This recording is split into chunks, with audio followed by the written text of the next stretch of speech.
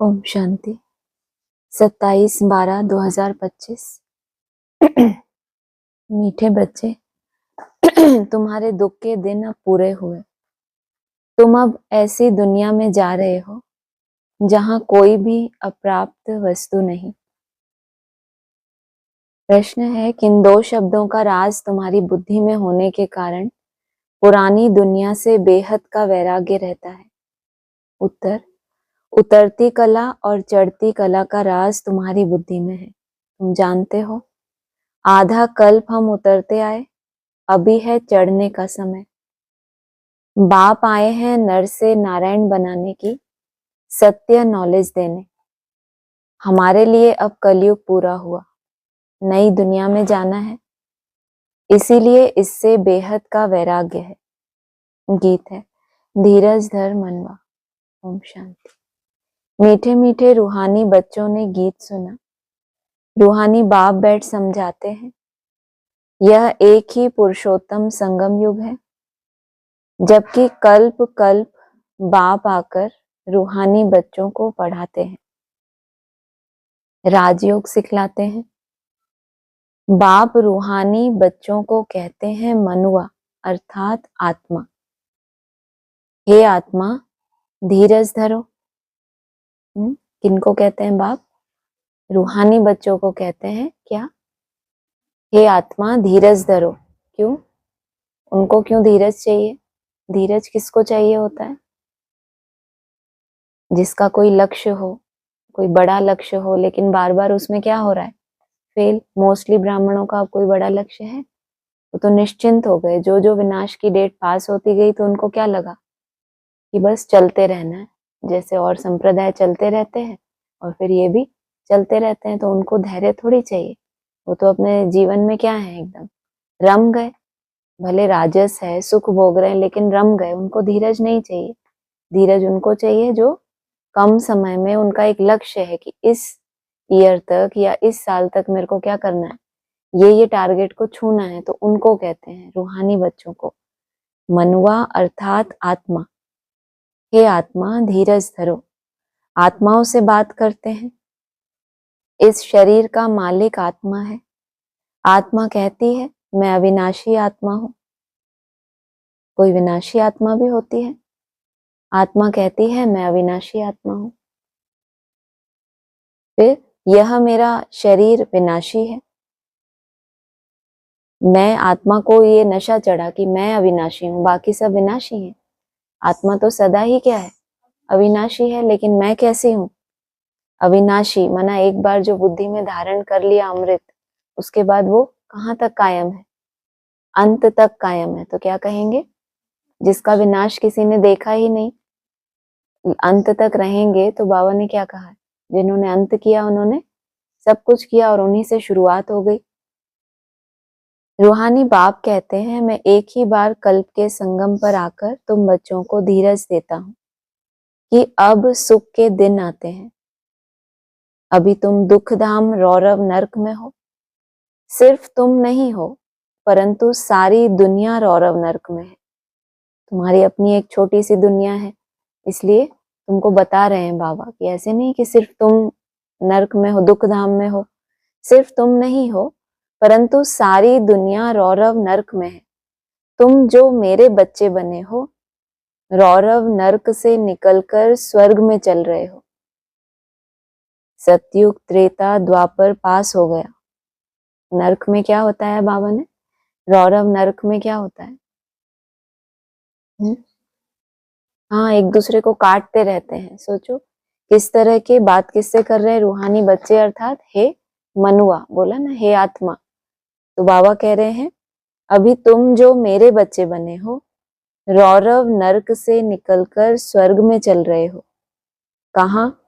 एक दूसरे को काटने के स्वभाव संस्कारों में रहना और उसी में संतुष्ट रहना, और लेकिन उसमें छटपटाना कि इससे कब बाहर निकले। तो क्योंकि तुम अब मेरे बच्चे बने हो तो स्वर्ग में चल रहे हो।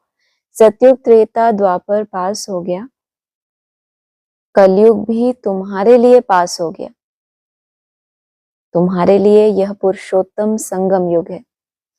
किसके लिए? सबके लिए कलयुग पास नहीं हुआ। संगम युग की समझ बहुतों को मिल गई, लेकिन फिर क्या बताया, तुम्हारे लिए कलयुग भी पास हो गया, तुम्हारे लिए यह पुरुषोत्तम संगम युग है।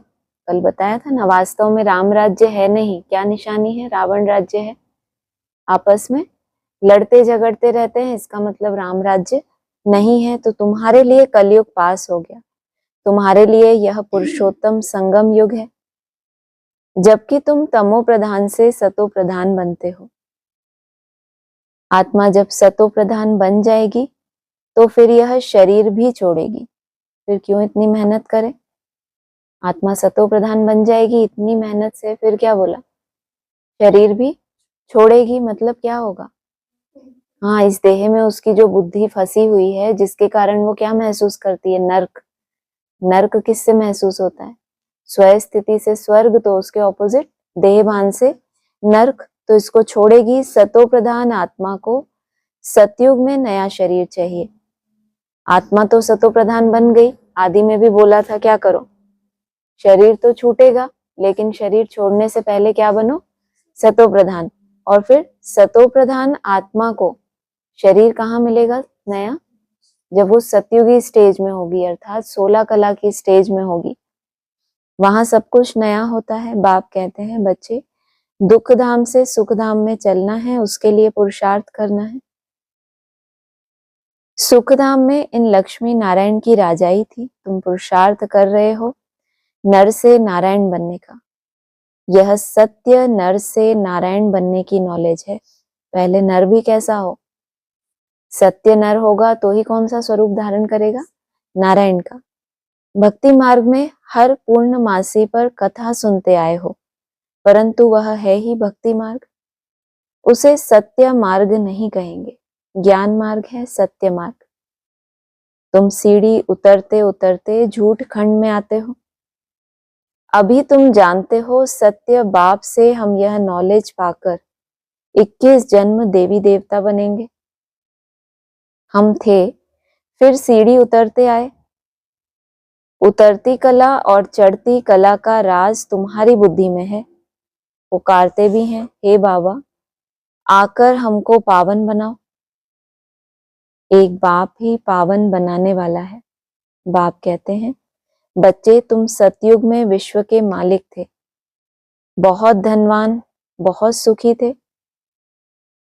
अभी बाकी थोड़ा समय है, पुरानी दुनिया का विनाश सामने खड़ा है। नई दुनिया में एक राज्य एक भाषा थी, उसको कहा जाता है अद्वैत राज्य। अभी कितना द्वैत है, अनेक भाषाएं हैं। जैसे मनुष्यों का झाड़ बढ़ता जाता है, भाषाओं का भी झाड़ वृद्धि को पाता जाता है। क्या बोला है, जैसा राजा होता है उसकी फिर भाषा अपनी, उसकी राज्य अपना, उसके नियम अपने। तो जितने जितने मनुष्य बढ़ते गए, मनन चिंतन तो सबके पास है, लेकिन अलग अलग कैटेगरी की आत्माएं अव्यक्त आत्माओं में भी तो है। तो उनका जब कार्यक्रम चलता है और मनन चिंतन करने वाले यहाँ भी हैं, उनका विस्तार होता गया, उस अनुसार क्या होगा, जैसा राजा उसकी वैसी भाषा, भाषाओं का भी झाड़ वृद्धि को पाता जाता है। गीता के भी कितने स्वरूप हो जाते हैं।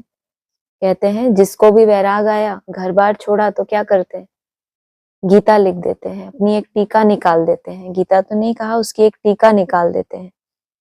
फिर होगी एक भाषा, कौन सी भाषा होगी, एक साइलेंस की भाषा।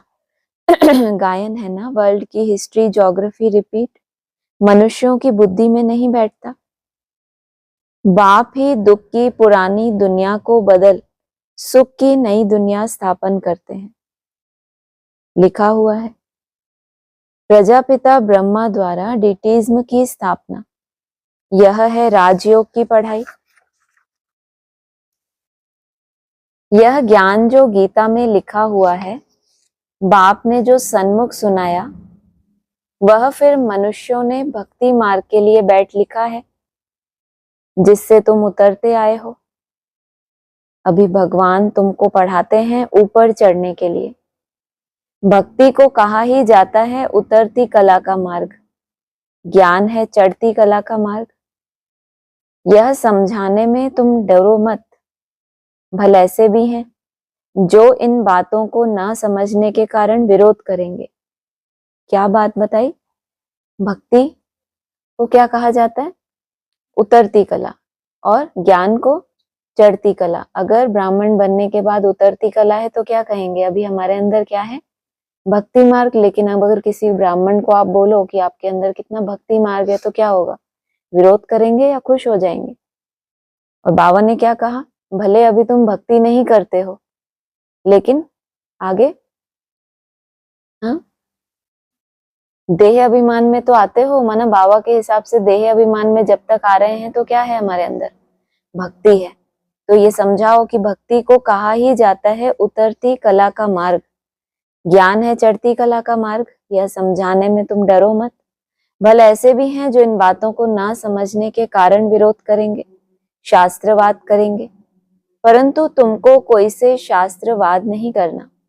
बोलो, शास्त्र, वेद, उपनिषद या गंगा स्नान करना, तीर्थ आदि करना, यह सब भक्ति कांड है।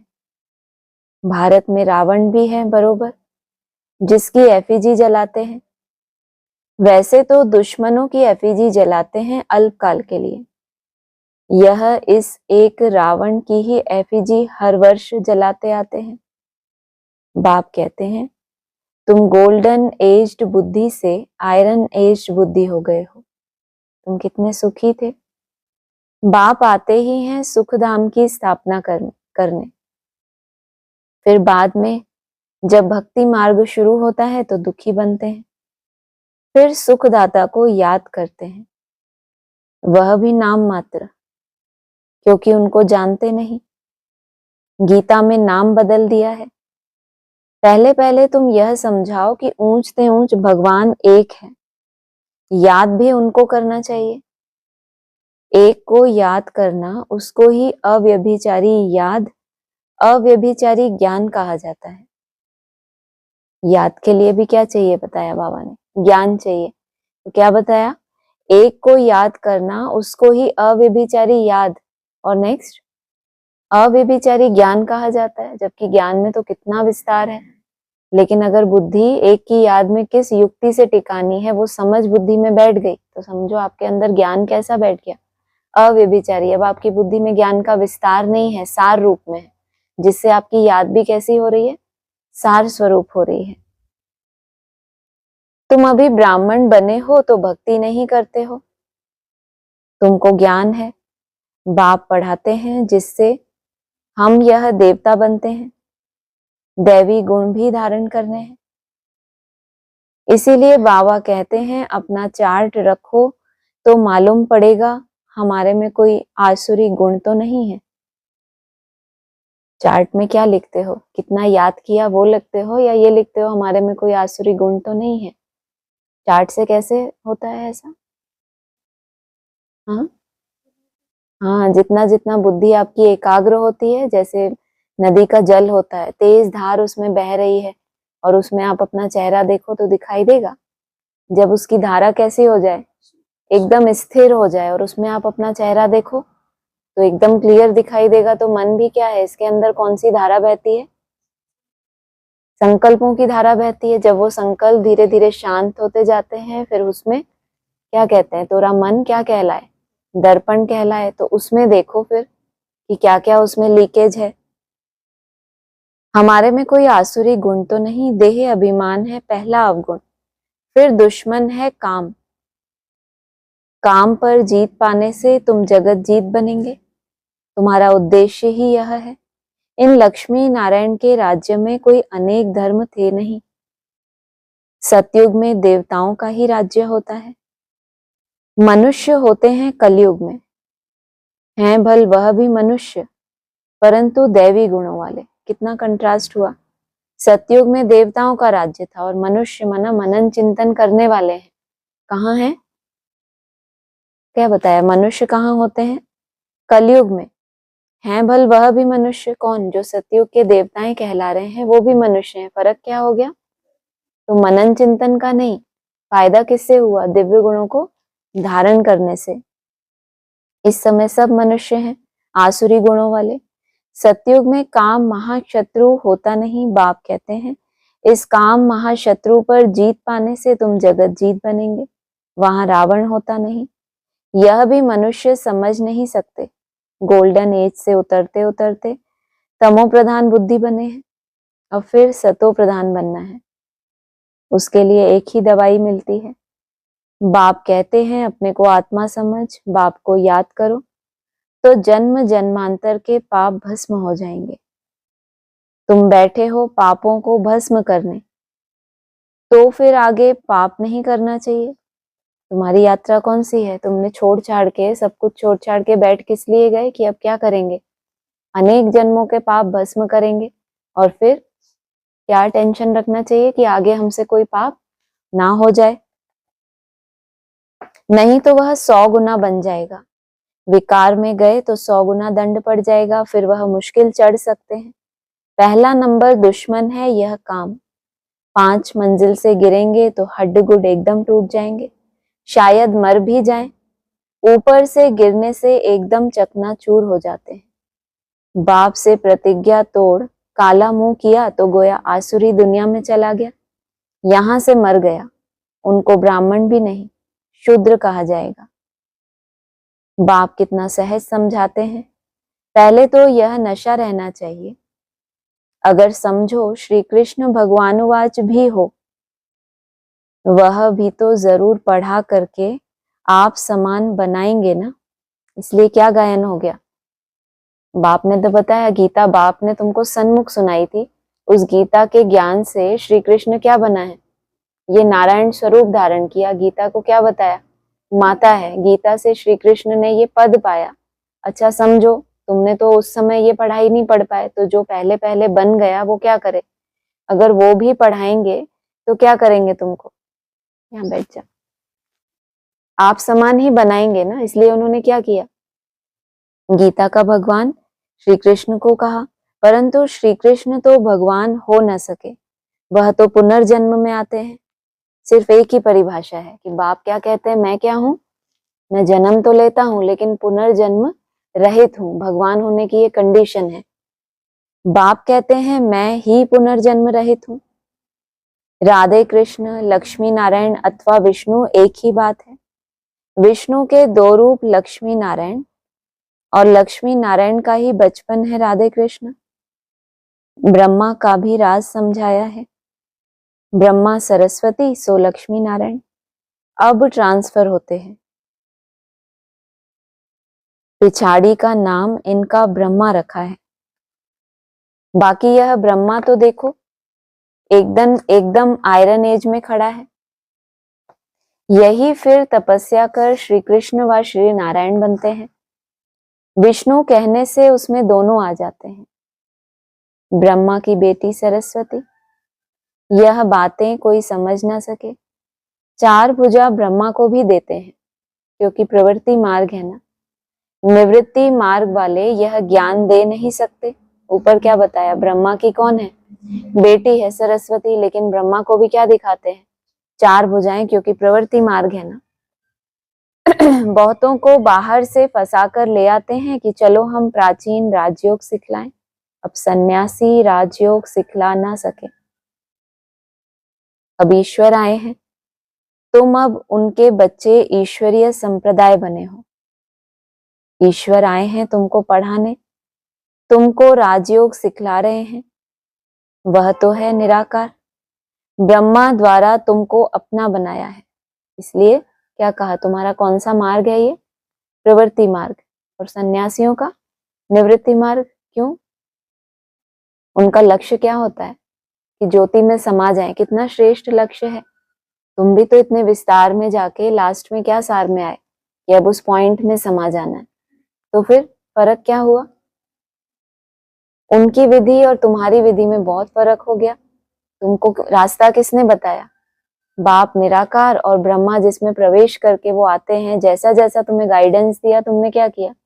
उसको फॉलो करके तुमने उसके मार्ग पर चलकर सिद्धि स्वरूप बने। और सन्यासी घर बार छोड़ते हैं तो दीक्षा ली और अपने तरह से करते हैं, या उनको कोई मिले होते हैं माता पिता के रूप में। तो बाबा ने कहा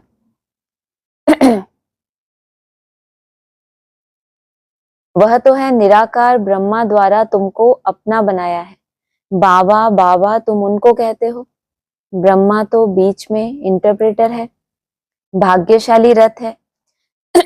इस द्वारा बाबा तुमको पढ़ाते हैं, तुम भी पतित से पावन बनते हो। पहले पहले ये पतित से पावन, फिर तुम भी पीछे पीछे पतित से पावन बनते हो। बाप पढ़ाते हैं मनुष्य से देवता बनाने। अभी तो रावण राज्य आसुरी संप्रदाय है ना, अभी तुम ईश्वरीय संप्रदाय बने हो, फिर दैवीय संप्रदाय बनेंगे। अभी तुम पुरुषोत्तम संगम युग पर हो, पावन बन रहे हो।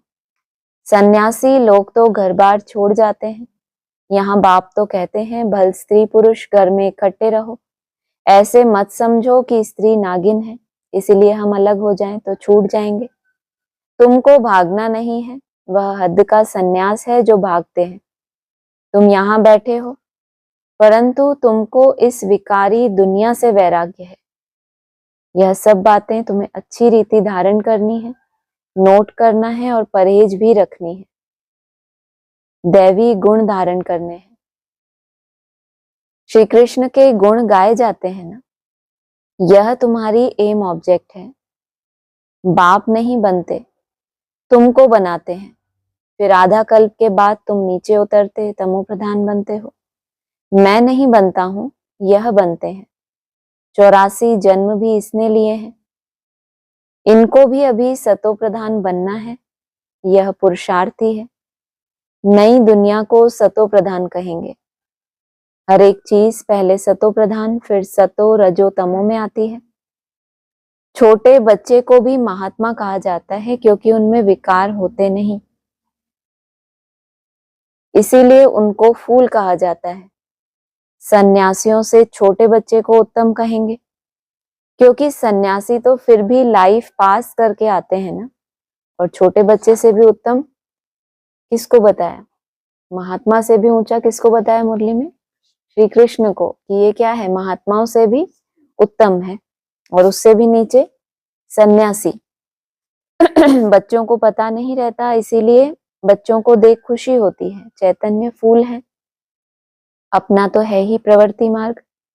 अभी तुम बच्चों को इस पुरानी दुनिया से नई दुनिया में जाना है। अमर लोक में चलने के लिए तुम सब पुरुषार्थ करते हो, मृत्यु लोक से ट्रांसफर होते हो। देवता बनना है तो उसके लिए अब मेहनत करनी पड़े। प्रजापिता ब्रह्मा के बच्चे भाई बहन हो जाते हैं। भाई बहन तो थे ना। प्रजापिता ब्रह्मा की औलाद आपस में क्या ठहरे? प्रजापिता ब्रह्मा गाया जाता है। जब तक प्रजापिता का बच्चा ना बने, सृष्टि की रचना कैसे हो? प्रजापिता ब्रह्मा के हैं सब रूहानी बच्चे। वैसे तो क्या समझते हैं, प्रजापिता किसका बाप है? ये जो यहाँ सारी सृष्टि है, ये जो प्रजा है, इनका पिता है। और यहाँ क्या बोला? जो प्रजापिता ब्रह्मा गाया जाता है उसके लिए क्या कहेंगे? तुम इस प्रजापिता ब्रह्मा के हैं सब रूहानी बच्चे। वह ब्राह्मण होते हैं जिस्मानी यात्रा वाले, तुम हो रूहानी यात्रा वाले। वह पतित, तुम पावन हैं। वो भी क्या? ब्राह्मण, लेकिन यात्राएं कौन सी कर रहे हैं? सर्विस कौन सी कर रहे हैं? जिस्मानी। और तुम हो रूहानी यात्रा वाले। वह पतित, तुम पावन। वह कोई प्रजापिता की संतान नहीं है। बाबा बार बार कहते हैं कार्ड्स में क्या लिखो, प्रजापिता अक्षर लिखो, लेकिन बच्चे फिर भूल जाते हैं। तो कहेंगे प्रजापिता की संतान है। संतान होगी तो अपने पिता को भूल जाएगी या पहले रखेगी उसको खुद से भी। तो कहा वह कोई प्रजापिता की संतान नहीं, यह तुम समझते हो। भाई बहन जब समझे तब विकार में ना जाए। बाप भी कहते हैं खबरदार रहना, हमारा बच्चा बनकर कोई क्रिमिनल काम नहीं करना, नहीं तो पत्थर बुद्धि बन जाएंगे। इंद्र सभा की कहानी भी है। शूद्र को ले आई तो इंद्र सभा में उनकी बदबू आने लगी, तो बोला पतित को यहाँ क्यों लाया है? फिर उनको श्राप दे दिया। वास्तव में इस सभा में भी कोई पतित आ नहीं सकते। क्यों ऐसा? कायदा नहीं है, लेकिन आ जाए तो रोकेगा कोई? लेकिन बाबा ने क्या कहा है, ऐसा किला बन जाएगा, आसुरी संप्रदाय तो छोड़ो, अब किला ऐसा बन गया, आसुरी संकल्प भी नहीं आ रहा, तो वाइब्रेशन कैसा हो गया उसमें? अगर किसी का भी बदबूदार वाइब्रेशन होगा तो क्या होगा उसका? सबकी बुद्धि कैसी बन गई? एकदम शुद्ध।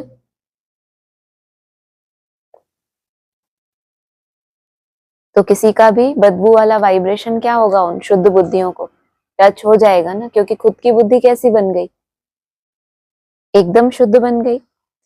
तो बोला पतित को क्यों लाया है? फिर उनको श्राप दे दिया। वास्तव में इस सभा में भी कोई पतित आ नहीं सकते,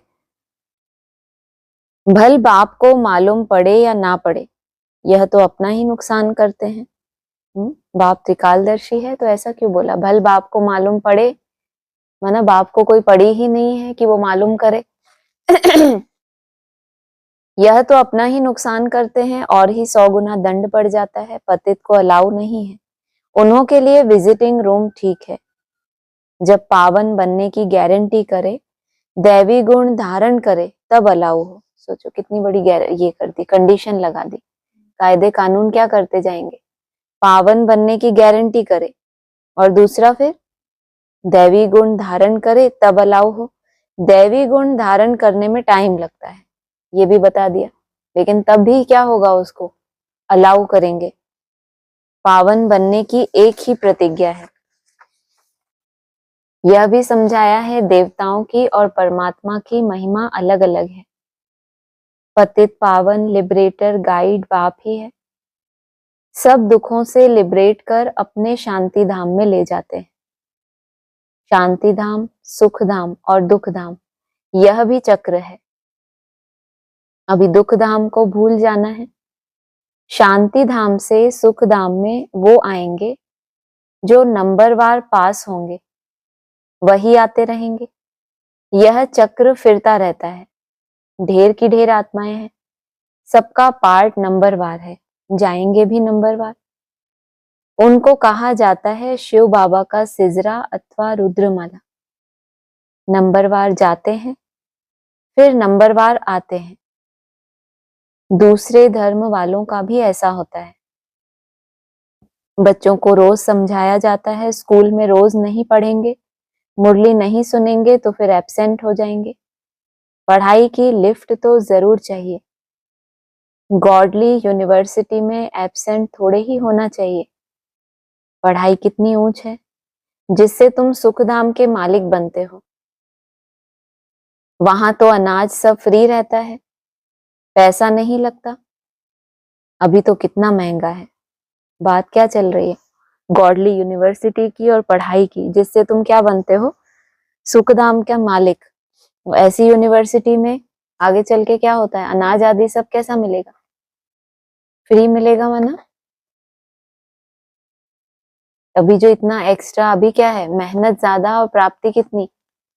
4 घंटे करने के लिए कितना लगता है टाइम? 10-12 घंटे, मान लो 10 घंटे, 12 तो बहुत हो गया। 10 घंटे तो क्या है? अभी खर्चा ज्यादा है, और फिर अनाज थोड़ा सा मुट्ठी में आ रहा है। बाद में क्या होगा? एकदम फ्री। थोड़ा सा समय दिया और फिर क्या होगा उसमें? जैसे सहज मिलती है कोई चीज तो कैसी लगती है? एकदम। किसी चीज में सिर्फ आप थोड़ा समय लगा रहे हो, बाकी कोई मेहनत नहीं लग रही, तो आपको क्या लगेगा? फ्री जैसा ही लगेगा ना। अभी तो कितना महंगा है, 100 वर्ष में कितना महंगा हो गया है।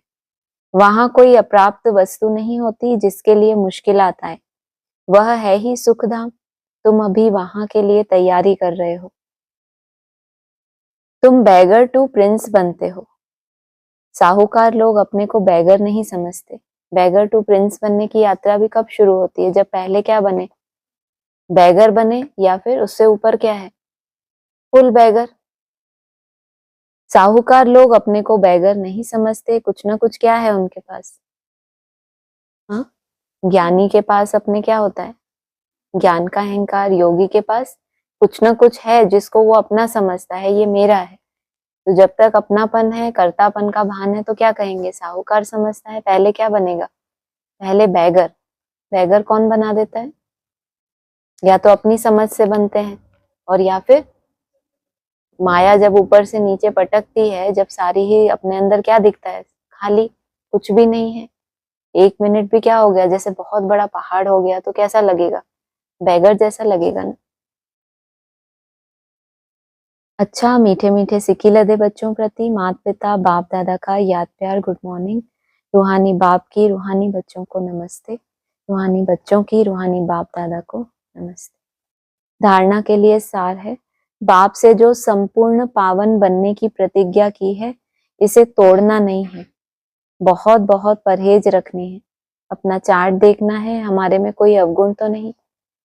गॉडली यूनिवर्सिटी में कभी भी एब्सेंट नहीं होना, सुखधाम का मालिक बनने की ऊंची पढ़ाई एक दिन भी मिस नहीं करनी, मुरली रोज जरूर सुननी है।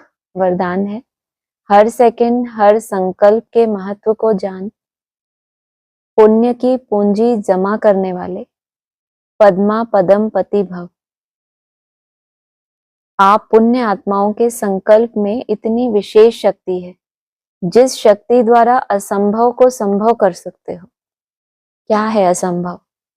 जो आपको पहले क्या लगता था, असंभव लगता था, लेकिन आप संकल्प करते रहे, आपने संकल्प कभी नहीं छोड़ा कि हमसे नहीं होगा। लगता क्या था, असंभव, लेकिन संगठन का बल था, पढ़ाई इतनी श्रेष्ठ थी, तो आपने संकल्प नहीं छोड़ा।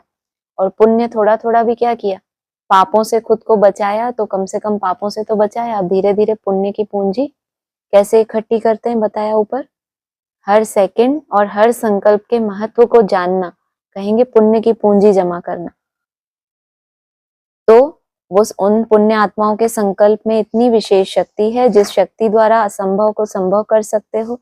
जैसे आजकल यंत्रों द्वारा रेगिस्तान को हरा भरा कर देते हैं, पहाड़ियों पर फूल उगा देते हैं, किसकी पावर है? यंत्रों की पावर है। यंत्रों की भी इन्वेंशन की है कि असंभव को संभव किया ना। ऐसे आप अपने श्रेष्ठ संकल्पों द्वारा ना उम्मीदवार को उम्मीदवार बना सकते हो। सिर्फ हर सेकंड हर संकल्प की वैल्यू को जान, संकल्प और सेकंड को यूज कर पुण्य की पूंजी जमा करो। आपके संकल्प की शक्ति इतनी श्रेष्ठ है, जो एक संकल्प भी पद्मा पदम पति बना देता है। कैसा होगा वो एक संकल्प, जो कब आया, लंबे समय की निसंकल्प अवस्था में बैठे हैं, समाधि की स्टेज में बैठे हैं, फिर क्या आया, वो एक बूंद, एक बूंद से ही क्या हो जाता है, पद्मा पदम पति बन जाते हैं। बताया ना, एक संकल्प में भी क्या बन जाते हैं, पद्मा पदम पति। स्लोगन है, हर कर्म अधिकारीपन के निश्चय और नशे से करो तो मेहनत समाप्त हो जाएगी। अव्यक्त इशारे हैं, कर्मातीत स्थिति को पाने के लिए विशेष स्वयं में समेटने और समाने की शक्ति धारण करना आवश्यक है। कौन कौन सी दो शक्तियां? समेटना किसको होता है, जब मन बुद्धि में बहुत विस्तार हो गया, कोई भी छोटी सी कोई परिस्थिति बनी और उसके पीछे संकल्प बहुत सारे चल गए। हाँ, है स्थूल, माना स्थूल कोई परिस्थिति है, बाहरी है, लेकिन उसके लिए हमारे अंदर क्या हो जाता है, तो उसको क्या करना, समेटना। और फिर समेट लिया, लेकिन फिर भी उसका अंश अंदर में है, उसको पॉजिटिव करके अपने अंदर समा लेना। समेट तो लिया आपने कि मुझे कुछ नहीं सोचना, स्टॉप स्टॉप स्टॉप कर लिया, लेकिन अगर उसको पॉजिटिव करके नहीं समाया, तो कभी ना कभी क्या होगा, वो जो दबाया है अपने अंदर कि नहीं सोचना नहीं सोचना, लेकिन कैसे समाना उसको, कि जो हुआ वो कैसे कल्याणकारी है, उससे मेरी क्या प्रोग्रेस हुई, उसके बाद उसके ऊपर क्या लग जाता है, फुल स्टॉप। क्योंकि नेगेटिविटी होती है तो वो समय, हमारी अवस्था डाउन होती है तो वो क्या होती है, ऊपर आती है, और हम उससे घबरा जाते हैं कि ये क्या है। लेकिन फिर क्या है वो, समेटना तो है, विस्तार को समेट लिया, मैं आत्मा पॉइंट ऑफ लाइट, लेकिन वो जो परिस्थिति हुई है वो आपकी बुद्धि में है कि इसने ऐसा किया, ये ऐसा हुआ, गलत हुआ मेरे साथ, लेकिन मैं पॉइंट ऑफ लाइट, तो फिर समाया तो नहीं, तो करना क्या है साथ साथ। बाकी कोई बहुत डिफरेंस थोड़ी है, समेटना समाना शब्दों का ही ऐसा लगता है फर्क है, लेकिन ऐसा नहीं है। कर्म बंधन ही आत्माएं हैं, जहां है वहां ही कार्य कर सकती हैं। कर्म बंधन किसको कहेंगे, जो भी कर्म किया आपने ज्ञानेंद्रियों से कर्मेंद्रियों से, उसका जो भी रिजल्ट आया उससे आप प्रभावित हो रहे हो, संबंध जोड़ा जिनसे, या जिनके साथ वाचा में आए, कुछ ऊपर नीचे वाचा में आए, और फिर क्या हुआ, वो जो उसका प्रभाव आपके मन बुद्धि को प्रभावित करता रहता है, आपको निसंकल्प नहीं होने देता कि इसने ऐसा बोला, इसने मेरे साथ ऐसा किया, तो कर्म का क्या हो गया, बंधन। भले एक तरफा ही क्यों ना हो, लेकिन आप बंध गए उस आत्मा के साथ। अब आप भगवान को याद करने के बजाय किसको याद कर रहे हो, इसने ऐसा बोला, इसने ऐसा किया। फिर बाद में भगवान को ही याद करोगे, घूम फिर के कहाँ जाओगे, हट्टी तो एक ही है ना। लेकिन उतने समय के लिए क्या हो गई, आत्मा बंद गई, ना चाहते हुए भी। जिसको पसंद नहीं करती, जिसको हम पसंद नहीं करते, उसको देखना भी नहीं चाहते, ऐसा होता है। लेकिन अंदर अंदर चिंतन किसका चल रहा है, जो नहीं पसंद करते लेकिन चिंतन भी उसी के बारे में चल रहा है। सोचो आप। तो कर्म बंधनी आत्माएं जहां है वहां ही कार्य कर सकती हैं, और कर्मातीत आत्माएं एक ही समय पर चारों ओर अपना सेवा का पार्ट बजा सकती हैं, क्योंकि कर्मातीत है। उनकी स्पीड बहुत तीव्र होती है, सेकंड में जहां चाहे वहां पहुंच सकती हैं। आधार क्या है, बातें कितनी बड़ी बड़ी लगती हैं, लेकिन आधार क्या है इन सब का जो हम शरीर से डिटैच होने की मेहनत करते हैं, सारे कर्म और उसके बंधन किस आधार से हैं, जब तक मन बुद्धि हमारी इस शरीर में रखी हुई है। आपके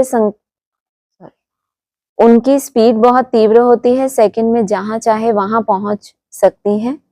तो इस अनुभूति को बढ़ाओ। आप अपने आप को ऑर्डर करते हो 1 सेकंड में बाबा ने क्या बताया, अभ्यास सारे दिन में करना चाहिए। क्या 1 सेकंड में साकारी अपने आप को ऑर्डर करें कि 1 सेकंड में इस विजन में मुझे टिकना है, तो वो 1 सेकंड में कहाँ चली जाए।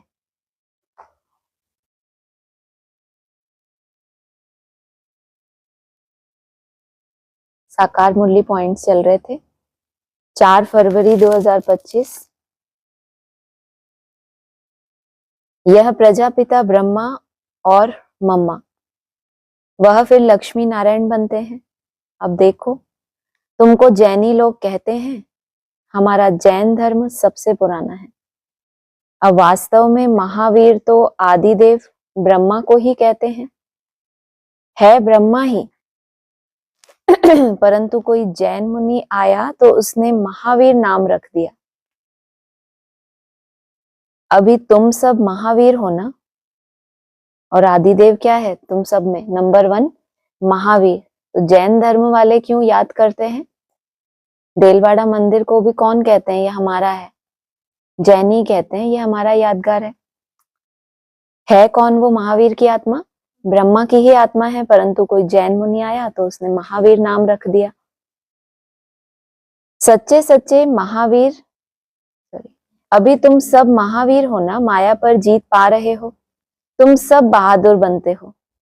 सच्चे सच्चे महावीर महावीरनियां तुम हो। तुम्हारा नाम है शिव शक्ति, शेर पर सवारी है, और महारथियों की हाथी पर सवारी है। अगला है, यह ड्रामा अनादि बना बनाया है, यह बदल नहीं सकता। श्री कृष्ण को जो शरीर सतयुग में था वह फिर कहाँ मिलेगा, वह आत्मा तो अभी यहाँ है। इसलिए कहा आत्मा के सतो प्रधान बनने के भी 4 आयाम, और उसके बाद फिर शरीर के सतो प्रधान बनने के भी क्या होता है, 4 आयाम होते हैं। तो पहले आत्मा सतो प्रधान बनती है, और उसके बाद जब वो अपनी सतो प्रधानता की फाइनल स्टेज में होती है तब उसको शरीर भी सतो प्रधान मिलता है। तो कहा श्री कृष्ण को जो शरीर सतयुग में था वह फिर कहाँ मिलेगा, जब उल्टी सीढ़ी चढ़ते चढ़ते कहाँ पहुंचेगी, सतो प्रधान स्टेज में। वह आत्मा तो अभी यहाँ है, तुम अभी जानते हो हम 100 बनेंगे। यह लक्ष्मी नारायण के फीचर्स एक्यूरेट नहीं है, बनेंगे फिर भी वही। यह बातें नया कोई समझ ना सके, अच्छी रीति जब किसी को समझाओ तब 84 का चक्र जानेंगे और समझेंगे। बरोबर हर एक जन्म में नाम रूप फीचर्स आदि अलग अलग होते हैं। अभी इनके 84वें जन्म के फीचर्स यह हैं, इसलिए नारायण के फीचर्स करीब करीब ऐसे दिखाए हैं। कौन से चित्र में, जो आदि का चित्र है कौन सा, लक्ष्मी नारायण का, उसमें जो नारायण के फीचर्स हैं वो करीब करीब कैसे दिखाई देते हैं जो इनका वर्तमान समय के लास्ट जन्म के जो फीचर्स हैं वही नारायण के हैं करीब करीब। अगला है 6-2-25, यह है मनुष्य लोक, यह लक्ष्मी नारायण आदि, दैवी गुण वाले मनुष्य हैं जिसको डीटीज्म कहा जाता है। सतयुग में सभी देवता हैं। सूक्ष्म वतन में है ही ब्रह्मा विष्णु शंकर, गाते भी हैं ब्रह्मा देवताय नमः, विष्णु देवताय नमः, फिर कहेंगे शिव परमात्माय नमः। शिव को देवता नहीं कहेंगे और मनुष्य को फिर भगवान नहीं कह सकते। 3 फ्लोर है ना, हम हैं 3rd फ्लोर पर। 1st फ्लोर पर कौन? शिव परमात्मा। 2nd फ्लोर पर सूक्ष्म वतनवासी ब्रह्मा विष्णु शंकर। अगला है, तुम्हारी इस पढ़ाई में यह बहाना नहीं चल सकता कि हम दूर रहते हैं, इसीलिए रोज नहीं पढ़ सकते। कोई कहते हैं हम 10 माइल दूर रहते हैं। अरे बाबा की याद में तुम 10 माइल भी पैदल करके आओ तो कभी थकावट नहीं होगी। कंडीशन क्या है? सिर्फ याद में चलना पड़ेगा तो क्या होगा? थकावट नहीं होगी। बाप कहते हैं मैं इतना दूर से आया हूं, चल के आए हैं, हमको तो चल के जाना पड़े। और क्या कह रहे हैं? मैं कितना दूर से आया हूं। तुम कहते हो घर 5 माइल दूर है। वाह, खजाना लेने के लिए तो दौड़ते आना चाहिए। पहले तो बोला याद में धीरे धीरे चलो, क्योंकि बिंदी में टिके और एकदम से दौड़ने लगे तो, और बिंदी खिसक नहीं जाएगी? खिसक जाएगी, नहीं खिसक जाएगी? कितना स्लो चलते हैं एकदम कि टिकी रहे टिकी रहे टिकी रहे। और क्या कह रहे हैं? ऐसी प्रैक्टिस हो जाए, पहले तो चलो याद में, चलते चलते क्या प्रैक्टिस हो जाए कि दौड़ते दौड़ते भी टिके रहो। अगला पॉइंट है, समझो क्वीन एलिजाबेथ आती है तो एकदम फर्स्ट क्लास फूलों की माला बनाकर ले जाएंगे। यहाँ के मनुष्य तो हैं तमो प्रधान, शिव के मंदिर में भी जाते हैं, समझते हैं ये भगवान है। ब्रह्मा विष्णु शंकर को तो देवता कहते हैं, शिव को भगवान कहेंगे, तो वहां ऊंचते ऊंच हुआ ना। अब शिव के लिए कहते हैं धतूरा खाता था, भांग पीता था, कितनी ग्लानि करते हैं। फूल भी अक के ले जाते हैं। कंट्रास्ट किससे हुआ? किया। क्वीन आती है एलिजाबेथ, हाँ वो भी फॉरेन से, तो क्या करते हैं? उनके लिए कितने फर्स्ट क्लास फूलों की माला तैयार करते हैं। और बाप के पास किसको ले आते हैं? अक के फूल ले जाते हैं। अब ऐसा परमपिता परमात्मा उनके पास ले क्या जाते हैं? तमो प्रधान कांटों के पास तो फर्स्ट क्लास फूल ले जाते हैं, और शिव के मंदिर में क्या ले जाते हैं? दूध भी कैसा चढ़ाते हैं? 5% दूध, बाकी 95% पानी। और कंट्रास्ट किससे किया? ये पॉइंट जब बोला तब बाबा को किससे ईर्ष्या हुई थी? श्री कृष्ण के मंदिर में जाते हैं तो क्या खिलाते हैं उनको? मक्खन। कहाँ दूध में 95% पानी, और कहाँ दूध का सार एकदम मक्खन निकल आया। तो बाबा ने एक जगह ये भी कंप्लेन की थी, श्री कृष्ण को तो माखन खिलाते हैं और देखो मेरे को क्या चढ़ाते हैं? पानी। थोड़ा सा उसमें दूध मिला दिया कि कलर चेंज हो जाए तो भगवान जी को पता नहीं पड़ेगा। ऐसा परमपिता परमात्मा तो उनके पास फूल ले जाते हैं। तो तुमने ये सुना होगा जब, तो तुमने क्या किया फिर? वो तो बाबा उनको बता रहे हैं जो फूलों को ले जाते थे साथ में, खुद पंडा बनते थे और जिन ब्राह्मणों को तैयार करके ले जाते थे उनकी बात हुई। अब दूसरे के ऊपर तो भरोसा नहीं है ना कि अंदर से ये कांटा है कि फूल है, जान सकते हैं क्या किसी को? लेकिन आपको लगा बहुत अच्छा फूल है तो ले गए बाबा के पास, तो उसमें भी कुछ गड़बड़ हो सकती है ना। तो हमने क्या सौदा किया? हम क्या करेंगे? हम खुद ही कांटों से क्या बनेंगे? पहले सतो प्रधान गुलाब के फूल बनेंगे और आपके ऊपर क्या हो जाएंगे? अर्पण हो जाएंगे। खुद के ऊपर तो खुद को तो हम जान सकते हैं ना कि हम कैसे फूल हैं, तो दूसरों को लेकर जाएं तो उसमें तो डाउट है। तो बाबा ने कहा तमो प्रधान कांटों के पास तो फर्स्ट क्लास फूल ले जाते हैं, और शिव के मंदिर में क्या ले जाते हैं? दूध भी कैसा चढ़ाते हैं? 5% दूध, बाकी 95% पानी। भगवान के पास दूध कैसा चढ़ाना चाहिए? कौन सा दूध चढ़ाते हो? भगवान को कोई दूध चढ़ा सकता है? हाँ, याद की ये जो ड्रॉप्स टपकती हैं, बताया ना क्या, शिवलिंग के ऊपर धीरे धीरे, हाँ, उस मटके में से ड्रॉप्स टपकती हैं। तो हम जो क्या चढ़ाते हैं, जो भी हम याद की मेहनत करते हैं, सार स्वरूप में किसको झोली में देते हैं? लक्ष्य जिसने दिया है उसी को दिखाएंगे ना, टीचर को, कि देखो आज का हमारा ये रिपोर्ट कार्ड है। तो कोई कोई का कैसा होता है केवल 5% उसमें सच्चाई है और बाकी 95 ज्ञान के ही मनन चिंतन में। पानी मतलब क्या? ज्ञान को जल कहा जाता है ना। उसी मंथन में चले, कुछ ना कुछ संकल्प भी चलते रहे, ज्ञान भी चलता रहा और वो सब क्या हो गया, चढ़ा दिया कि हमारा ये इतना है। होना क्या चाहिए?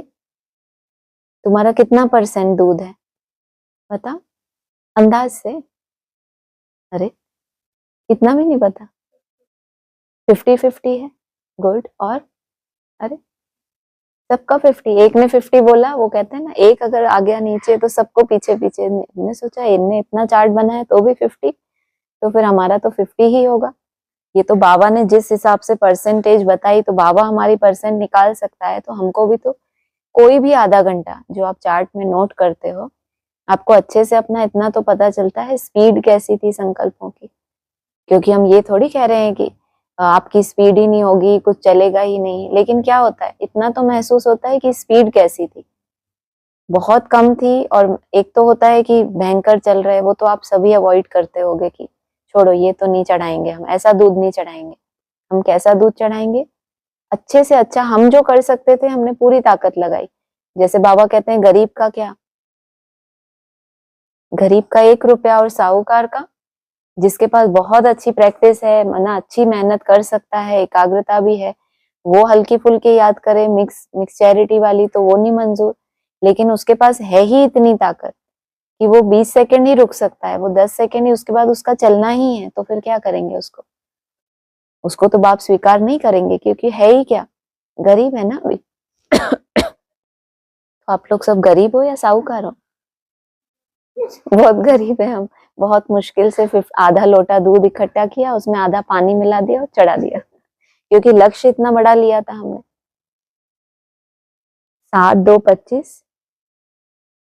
तुम 1-1 लाखों की सेवा करेंगे और फिर अपनी भी अवस्था ऐसी चाहिए, कर्मातीत अवस्था हो जाएगी, फिर शरीर नहीं रहेगा और सेवा कितनों की होगी? लाखों। 1 लाख से तो ऊपर ही हो गया, जो बोला 1.25 लाख से 1, तो फिर लाख से तो ऊपर ही हो गया। कर्मातीत अवस्था हो जाएगी, फिर शरीर नहीं रहेगा, आगे चल तुम समझेंगे, अब लड़ाई जोर हो जाएगी, फिर ढेर तुम्हारे पास आते रहेंगे, महिमा बढ़ती जाएगी। शरीर के ना होने का एहसास कैसा होता है? किया है कभी एहसास? कैसा होता है? नहीं, अब देखो कर्मातीत अवस्था कोई जादू तो होना नहीं है, ये तो हमें पता चल गया ना।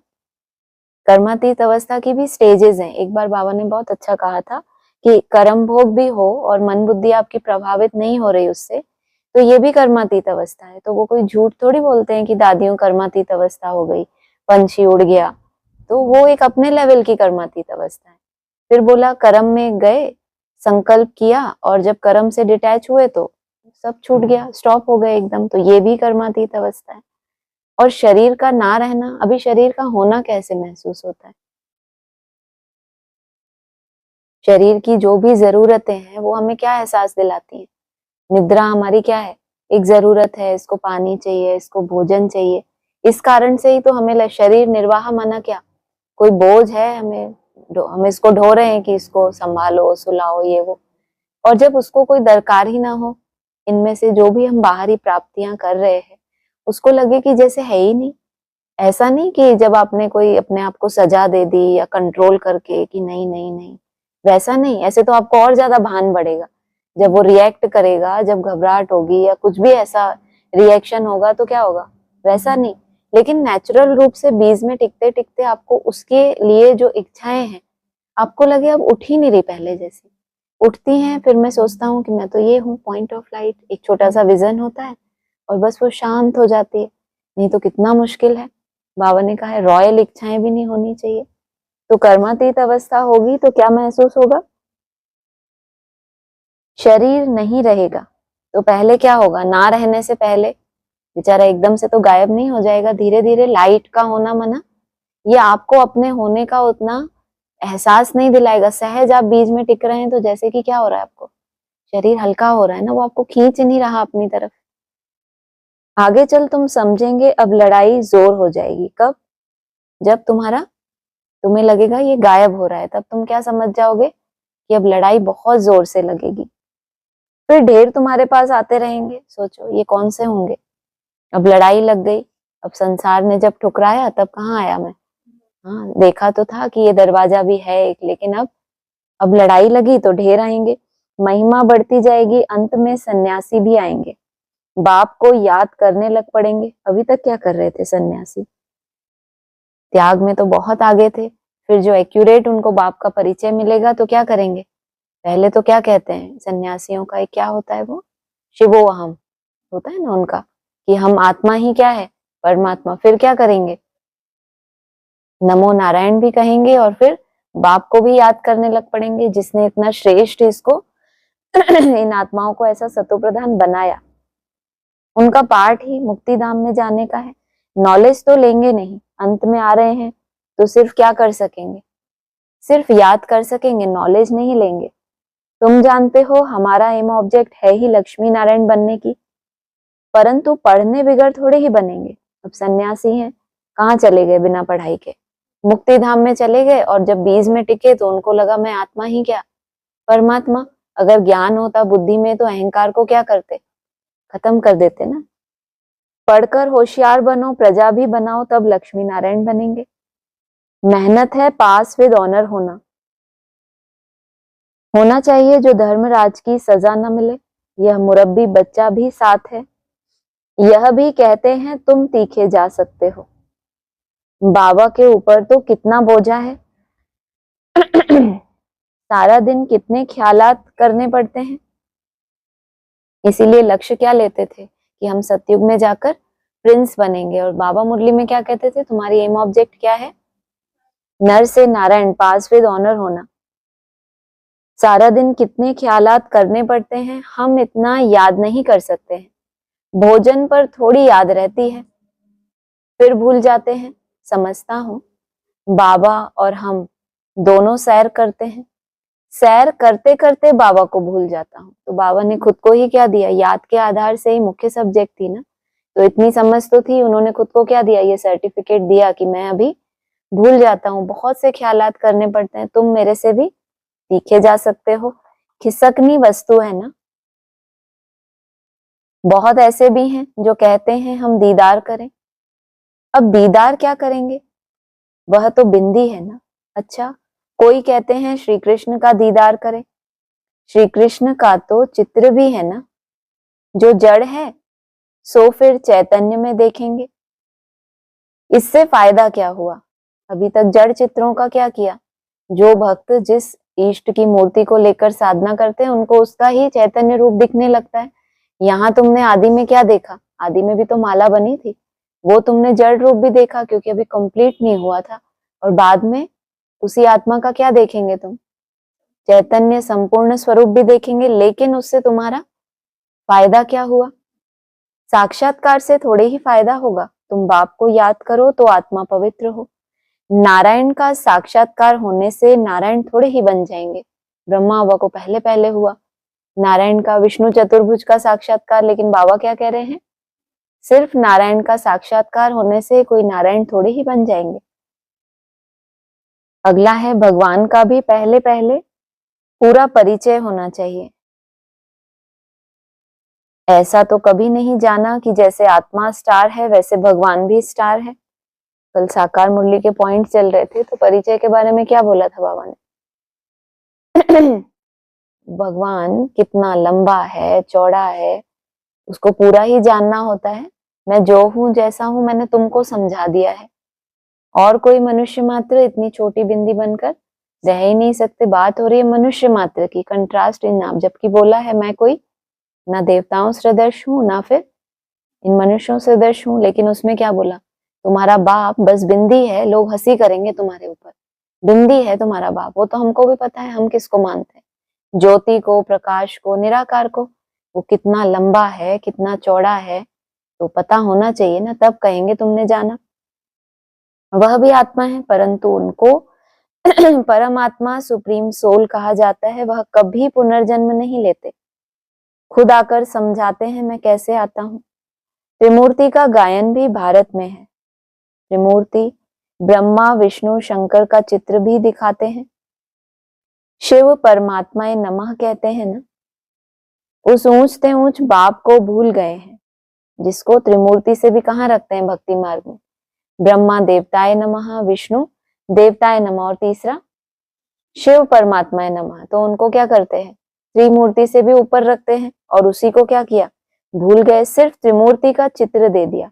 ऊपर में शिव तो जरूर होना चाहिए, जिससे यह समझें कि इनका रचयिता शिव है। रचना कोई अजूबा गरूबा सामने आ गई कि अरे ये कैसे, आज तक भी क्या है, वो जैसा है, जो उसके गुण है, अभोक्ता असोचता। तो दुनिया में ऐसे भगवान के अस्तित्व को कायम रखने के लिए कौन आता है, अव्यक्त आत्माएं अपना जलवा दिखाती है ना। तो जिनको पहले पहले वैसा बनाया होगा तो उनकी कितना पूजन होता है। सन्यासियों का पूजन होता है क्या, सिर्फ गायन होता है, याद करते हैं कि ये इतने बड़े सिद्ध मुनि, लेकिन पूजन किसका होता है, जब शरीर भी कैसा हो उनका, सतो प्रधान। 8/2/25 शिव जयंती भी मनाते हैं, वही आकर तुमको कृष्णपुरी का मालिक बनाते हैं। श्री कृष्ण स्वर्ग का मालिक था ना, परंतु स्वर्ग को भी जानते नहीं। नहीं तो क्यों कहते कि श्री कृष्ण ने द्वापर में गीता सुनाई। श्री कृष्ण को द्वापर में ले गए हैं, लक्ष्मी नारायण को सतयुग में और राम को त्रेता में। तो भी कहते क्या है, श्री कृष्ण किसका मालिक है, किस आधार से ले गए, कहाँ, द्वापर युग में। फिर कह देते हैं वो क्या है, स्वर्ग का मालिक है। स्वर्ग को भी जानते नहीं है, स्वर्ग कोई स्थान की बात नहीं है। स्वर्ग की सात्विक अवस्था में कितनी कलाएं होती है, 16 कला। अगर द्वापर युग में ले गए माना खुद नहीं गया, लेकिन उसको ले गए कि छोड़ भी दो आकाश, लेकिन वहां कलाएं कितनी है, 16। तो कौन सा मालिक है, स्वर्ग का। जो स्थिति स्वर्ग में थी वही स्थिति कहाँ है, खींचने वाले द्वापर युग में ले गए हैं। फिर लक्ष्मी नारायण को सतयुग में, राम को त्रेता में। उपद्रव लक्ष्मी नारायण के राज्य में नहीं दिखाते, श्री कृष्ण के राज्य में कंस, राम के राज्य में रावण आदि दिखाए हैं। यह किसको पता नहीं कि राधे कृष्ण ही लक्ष्मी नारायण बनते हैं। अगला है 10/2/25 तुम हो प्रजापिता ब्रह्मा के बच्चे, ब्राह्मण और ब्राह्मणियां। वह ब्राह्मण तो ब्रह्मा बाप को जानते ही नहीं, तुम बच्चे जानते हो किसको, ब्रह्मा बाप को तुम बच्चे जानते हो। बोला था ना प्रजापिता ब्रह्मा के, वैसे तो तुम भी बच्चे हो, लेकिन जब नाम ही तुम ऐड नहीं कर रहे तो फिर उसकी संतान तो नहीं हो। तो ब्रह्मा बाप को जानते नहीं, तुम बच्चे जानते हो। बाप जब आते हैं तो ब्रह्मा विष्णु शंकर भी जरूर चाहिए। कहते ही हैं त्रिमूर्ति शिव भगवानुवाच। अब तीनों द्वारा तो नहीं बोलेंगे ना, एक सच्ची गीता खंड में भी है, तीनों द्वारा एक साथ तो नहीं बोलेंगे। अब विष्णु कोई गूंगा थोड़ी है, वो तो कह देते हैं एडवांस ज्ञान में कि क्या विष्णु तो कोई होता ही नहीं। युक्ति है बाप की, कल ही बोला था ना, बाप की नई दुनिया स्थापन करने की बाप के पास क्या है, युक्ति से चलाओ, नहीं तो क्या होगा, नई दुनिया कभी बन ही नहीं पाएगी। ट्रांसफर करना है ना कुछ आत्माओं को। तो विष्णु के लिए क्या बोला, तीनों द्वारा तो नहीं बोलेंगे ना, एक साथ। सच्ची गीता खंड में है, वरना नंबरवार तो जो बोला है, अंत का राज तो अंत में ही सुनाएंगे, तो अंत में भी किसी के द्वारा बोलेंगे तभी तो राज सुनाएंगे। अगला है, तुम अभी जानते हो स्वर्ग में हीरे जवाहरों के कितने महल थे, भक्ति मार्ग में भी कितना अनगिनत धन था, जो सोमनाथ का मंदिर बनाया है। एक एक चित्र लाखों की कीमत वाले हैं, वह सब कहाँ चले गए, कितना लूट कर ले गए। मुसलमानों ने जाए मस्जिद आदि में लगाया, इतना अथाह धन था। तुमको अपनी स्व स्थिति के आधार से क्या मिले, हीरे जवाहरात। और उन्होंने क्या किया, उन्होंने सोचा इन हीरे जवाहरातों से इनकी वैल्यू है। वास्तव में क्या है, तुम आत्मा इतनी सतो प्रधान बने कि प्रकृति ने क्या किया, तुमको सौंपा है अपना, तुमको ही क्यों साक्षात्कार कराया, कहाँ कहाँ खजाने हैं, क्योंकि प्रकृति को तुमको देना था। और उन्होंने क्या किया, मस्जिद आदि में लगाया कि वो भी क्या हो जाए, आर्टिफिशियल है तो नहीं इंटरनल, लेकिन ऊपर से क्या हो, चमक तो हो उसमें। इतना अथाह धन था। अगला है, गृहस्थ व्यवहार में रहते ही अंतिम जन्म फॉरमाए सेक पवित्र बनो, माना मेरी खातिर बच्चों से यह भीख मांगते हैं, कमल फूल समान पवित्र बनो और मुझे याद करो, तो यह जन्म भी पवित्र बनेंगे और याद में रहने से पास्ट के विकर्म भी विनाश होंगे। अच्छा, ओम शांति। हाँ जी, ऑनलाइन किसी को कुछ बोलना है?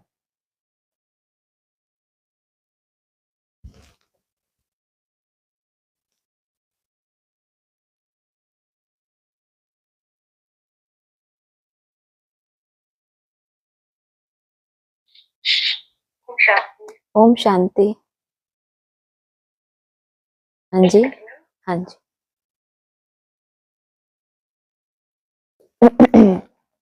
हाँ जी, कल बाबा ने कहा ना कि अ, बाप के पास नई दुनिया की स्थापना करने की युक्ति है। हाँ, तो युक्ति मतलब जिस तरह से वो हमें पढ़ाते हैं, समझाते हैं, युक्ति किस तरह की है? युक्ति माना सीधा सीधा जब कोई बात को नहीं बोलना होता तो कहते हैं युक्ति का प्रयोग करो। सांप भी मर जाए लाठी भी ना टूटे, कहावत है जो, वो युक्ति के लिए। जैसे जब शुरुआत में हमारी बेसिक नॉलेज से शुरुआत हुई तो वहां सीधा सीधा नहीं बता दिया कि अगला जो कार्यक्रम है, टीचर का जो पार्ट है, वो किस किस तरह से चलने वाला है। युक्ति से पढ़ाया। माना एक तरफ नई दुनिया का फाउंडेशन पढ़ा जो 76 के आसपास कहते हैं बाबा, हाथ में वो गोला दिखाते थे कि श्री कृष्ण आ रहे हैं। तो प्रचार तो ब्रह्मा कुमारी भी करते थे, लेकिन गुप्त रूप में वो कैसे एक नया ज्ञान किसी मन बुद्धि के अंदर आ रहा था, उतना उतना पुरानी दुनिया का विनाश होता है। तो युक्ति से माना उसको सीधा सीधा अगर वहां बैठ के अनाउंस कर देते कि अभी सब लोग वहां जाओ, वहां टीचर का पार्ट है, या उस आत्मा को यहाँ लेकर आओ, तो फिर उसमें छटनी नहीं होती है। युक्ति से जब ज्ञान दिया जाता है तो उसमें क्या सही है जो योग्य है वो ही उसमें जुड़ पाते हैं। जैसे एडवांस में भी ऐसे सीधा सीधा कहीं पर नहीं बोला, इशारे ही दिए हैं। इशारों में बात करनी होती है देवताओं के लिए, वो देवताएं इशारे कैच करते हैं। तो ये बाप को भी देखना था, जैसे इतनी गहरी गहरी मुरलियां चली तो मुरलियों में भी सीधी सीधी बातें नहीं करते, युक्तियों से बात की। लेकिन उन पहेलियों का सही अर्थ जिसकी बुद्धि में आया तो उसने टीचर बन के दूसरों को पढ़ाया। जो गहराई उसकी बुद्धि में आई उस आत्मा की, वो किसी और की बुद्धि में तो नहीं आई। टीचर मुरलियां तो एकदम युक्ति से ही थी। अभी जैसे जैसे वो बुद्धि हमारी शार्प हो रही है तो हम समझ पा रहे हैं कि इसमें कितनी गहराइयां हैं। लेकिन बाप ने उन गहराइयों को ऐसे सीधा सीधा नहीं बताया तो कहेंगे युक्ति से दिया। फिर एडवांस नॉलेज आई तो वो भी युक्ति से बोल दिया कि विष्णु तो जैसे कोई होता ही नहीं। क्योंकि अगर सीधा सीधा ऐसे अनाउंस कर दे कि ऐसा कोई विष्णु स्वरूप होता है तो बिना अनाउंस किए ही इतने सारे पार्टीज निकल आए।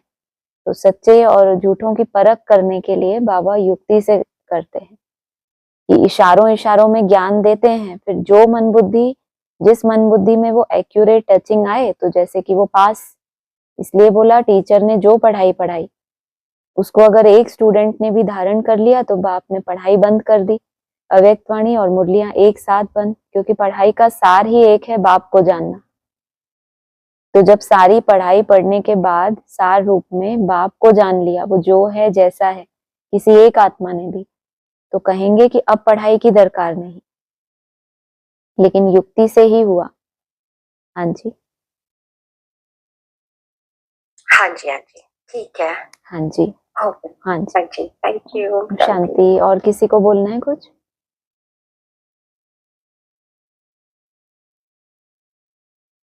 ठीक है, ओम शांति।